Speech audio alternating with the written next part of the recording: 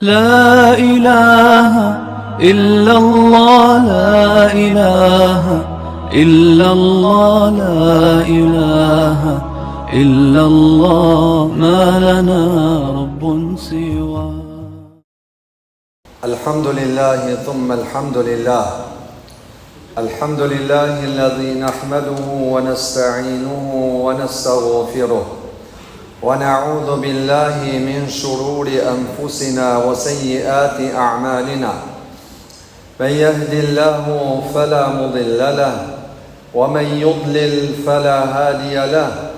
أشهد أن لا إله إلا الله وحده لا شريك له وأشهد أن محمدا عبده ورسوله صلى الله عليه وعلى آله وأصحابه ومن تبعهم بإحسان إلى يوم الدين. يا أيها الذين آمنوا اتقوا الله حق تقاته ولا تموتن إلا وأنتم مسلمون وبعد. Falenderojmë Allahun e madhruar, prej tij ndihmë dhe falje kërkojmë, salavatet dhe selamet tona ja dërgojmë pejgamberit sallallahu alaihi wasallam, familjes së tij, shokëve të tij dhe gjithë atyre që ndjekin rrugën e tij deri në ditën e gjykimit. Të nderuar vëllezër besimtar, njëra prej objektivave më esenciale që Allahu Azza wa Jalla ka sjellë këtë fe dhe ligjet e tij në sipërfaqen e tokës është ruajtja dhe siguria e jetës së njeriut. Jeta e njeriut në Islam është e shenjtë. Ajo është dhuratë nga Allahu Jalla Jalaluhu dhe nuk ka drejt askush që ta merr jetën e dikujt pa të drejtë. Nuk ka drejt askush që të rrezikoj jetën e dikujt. Por derisa ajo është dhuratë e Allahu Jalla Jalaluhu, atëherë e drejtë për të marrë jetë është vetëm ai i cili e ka dhurue jetën, përveç dhuruesit të jetës.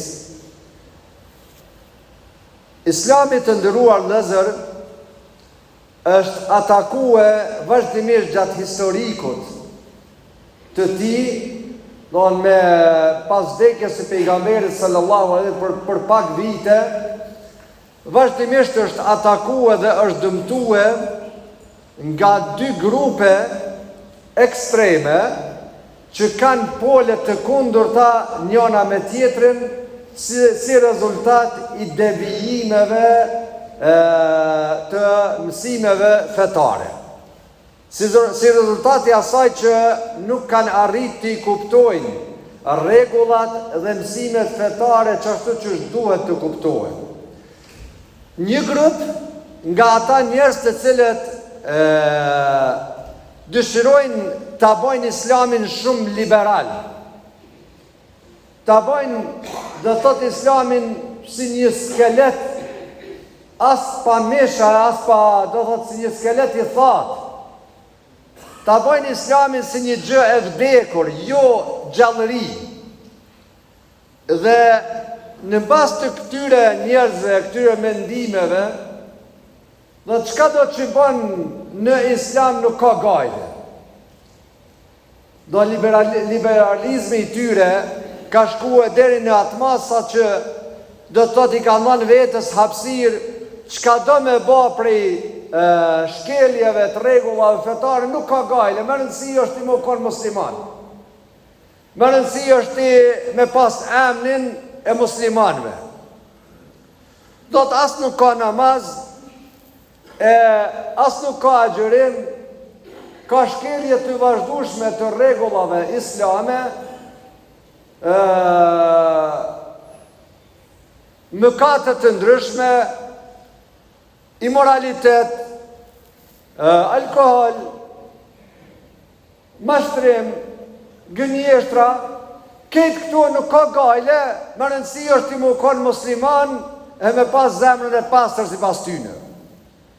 Dhe këto mendime e kanë dëmtue vetën e tyre fillimisht, ata që i marrë me këtë, e pastaj e kanë dëmtue dhe islamin dhe muslimanet shumë. Në anën tjetër, është grupi tjetër radikal, të cilët do të kanë kalue për te mësimeve dhe rregullave fetare, të cilët i kanë dhënë drejt vetës me gjykue njerëzit, dhe në atë moment kur njeriu e bën ndonjë shkelje pa marrë parasysh, edhe nëse është e vogël, sipas tyre nuk llogaritesh më musliman, nuk llogaritesh më besimtar. Dhe kjo gjithashtu është një gabim në të kuptuarit e mësimeve islame. Dhe mendimet të tilla pasaj shkaktojnë edhe veprime të kundërligjshme, edhe veprime të cilat bien ndesh me parimet të shëndosha fetare. Ne në asnjë mënyrë si besimtar të nderuar vëllezër, kur kemi të bëjmë me temën e vrasjes, që është vazhdimësi e temës së javës së kaluar, në asnjë mënyrë na nuk pranojmë si besimtar me thonë motiv për vrasje të qëllimt ka mundësi me qenë motivi fetar. Për arsye se edhe me ja përshtat këtë term atyre të cilët dëshirojnë ta luftojnë islamin, edhe janë gjesin edhe do terme tjera, ekstremizmi islamik, radikalizmi islamik dhe kështu me radhë. Ne nuk pranojmë terme të tilla në fen tonë. Ne mund të themi se motiv për vrasje mund me qenë një devijim fetar që e ka keqkuptuar fen, që e ka keqkuptuar fen. Ama ti themi motiv fetar, kështu pas, kjo nuk lejohet sepse islami është kundër këtyre dukurive. Islami i lufton shumë dukurinë e vrasjes, dukurinë e korrupsionit, dukurinë e imoralitetit, dukurinë e substancave narkotike, dukurinë e alkoholit, dukurinë e shfurdhjes së njerëzve. Kto i lufton Islami skajshmërisht dhe nuk ju lën vend hapësirë.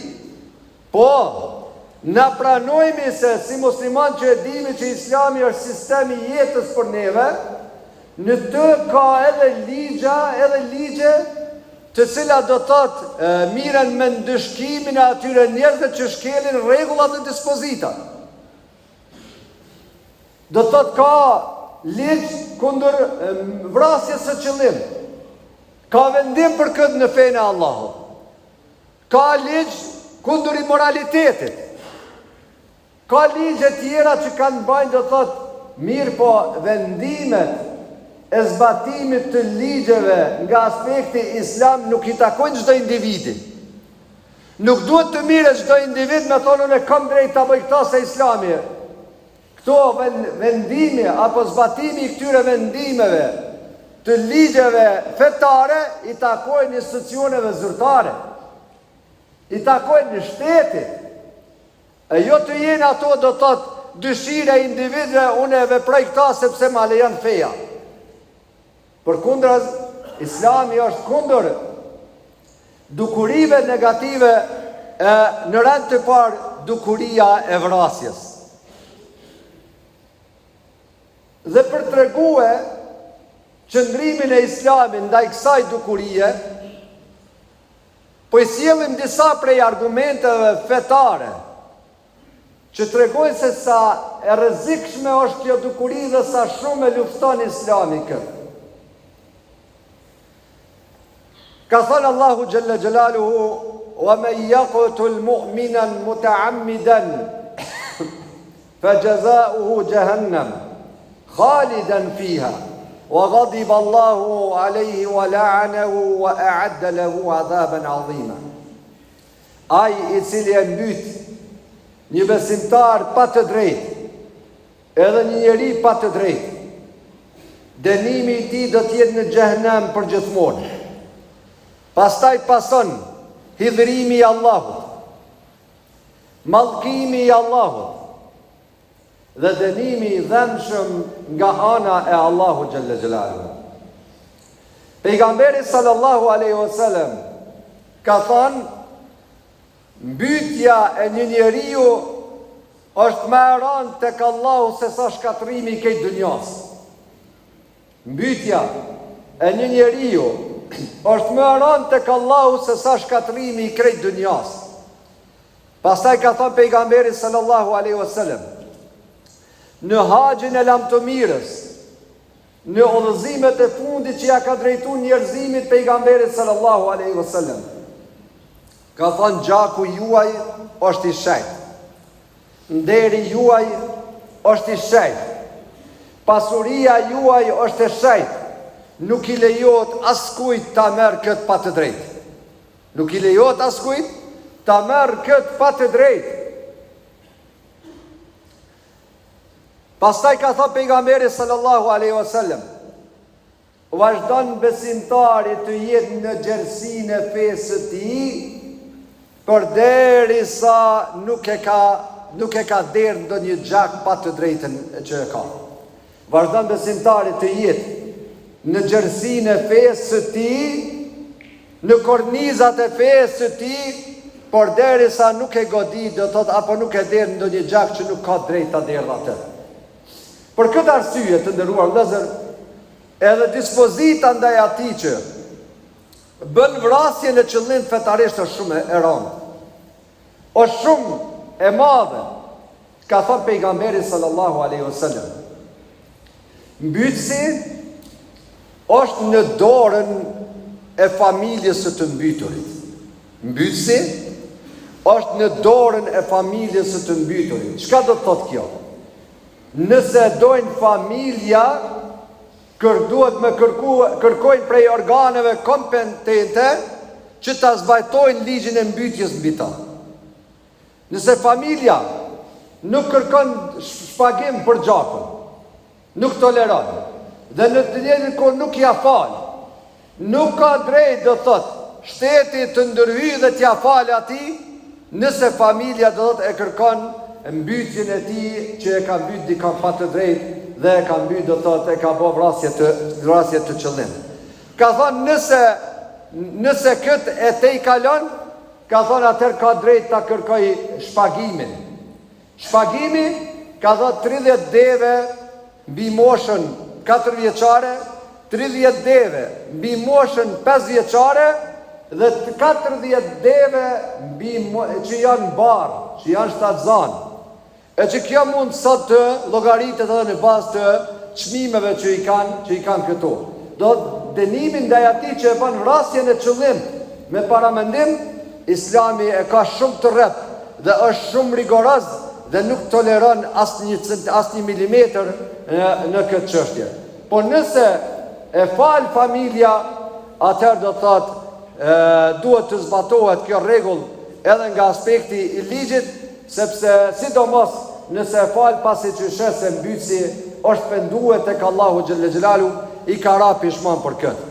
Vrasja e qëllim të nderuar vëllezër është një gjë e cila bie ndesh me parimet fetare, me etikën islame. Pejgamberi sallallahu alaihi wasallam ka thënë, mos xhelozoni, mos krijoni hasmëri mes njëri tjetrit, mos prishni shitblerjen e njëri tjetrit, mos prishni shitblerjen e njëri tjetrit, mos ja ktheni shpinën njëri tjetrit. Bëhuni vëllezër, rob të Allah dhe vëllezër mes njëri tjetrit. Gjaku juaj, nderi juaj dhe pasuria juaja janë të shenjta. I mjafton mëkati një besimtari që ta nënçmoj vllaun e tij besimtar. Pastaj të nderuar vëllezër, dukuria e vrasjes krijon edhe shumë pengesa dhe izolime në zhvillimin e jetës shoqërore. Sa ka nga njerëzit të cilët ka shkaktuar vrasje të qëllimt, e pastaj do thotë kanë ndikuar në mbylljen familjare, në izolimet familjare, edhe qoftë edhe nëse është e nevojshme me siguruar një kafshat buke, qoftë edhe nëse është e nevojshme me shku fëmija në shkollë, për shkak do të një vrasje që është bë, do të është izolue komplet një familje. E këto janë dame dhe të këqijat që na e sjell vrasja. E qëllim e Islami është kategorik kundër kësaj dhe në asnjë mënyrë nuk e lejon këtë. Ato që ne i themi ligje islame, ato janë pjesë e zbatimit do të institucional, zyrtar, e jo do të dëshirë e çdo individi. E lutem Allahun xhelle xhelalu që të na mbrojë nga kjo dukuri negative vendin ton e shoqërinë ton. E lutem Allahun xhelle xhelalu që ata që janë mbyt pa të drejtë, Allahu xhelle xhelalu të i grajdoj në gradën e dëshmorëve, në gradën e shahidëve. Allahun e lutem që të na udhëzojë dhe të na forcojë në rrugën e drejtë. Na bëj prej atyre që e mësojmë dhe e kuptojmë fenë ashtu që kuptohet nga burimet Kur'ani dhe suneti i pejgamberit sallallahu alaihi wasallam. Për këtë është shumë e rëndësishme që të ndëgjohen këshillat e hoxhallarëve, predikimet e tyre, mësimet e tyre, sepse ato burojnë nga feja e pastër, nga Kur'ani dhe nga suneti i pejgamberit sallallahu alaihi wasallam. أقول قولي هذا وأستغفر الله لي ولكم فاستغفروه من كل ذنب إنه هو الغفور الرحيم. الحمد لله والصلاة والسلام على رسول الله وعلى آله وصحبه وسلم تسليما كثيرا. إن الله وملائكته يصلون على النبي يا أيها الذين آمنوا صلوا عليه وسلموا تسليما. اللهم صل وسلم وبارك على محمد وعلى آل محمد كما صليت وباركت على إبراهيم وعلى آل إبراهيم إنك حميد مجيد. إن الله يأمر بالعدل والإحسان وإيتاء ذي القربى وينهى عن الفحشاء والمنكر. لا إله إلا الله لا إله إلا الله لا إله إلا الله ما لنا رب سواه.